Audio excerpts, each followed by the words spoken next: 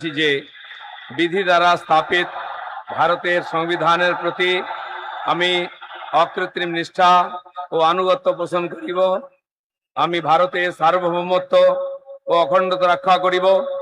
পশ্চিমবঙ্গ রাজ্যের মন্ত্রী রূপে আমার কর্তব্যসমূহ নিষ্ঠাপূর্বক এবং বিবেকসম্মতভাবে নির্বাহ করিব এবং ভয় বা পক্ষপাত প্রীতি বা বিদ্বেষ রহিত হইয়া সকল শ্রেণীর জনগণের প্রতি সংবিধান ও বিধি অনুসারে ন্যায়াচরণ করিব।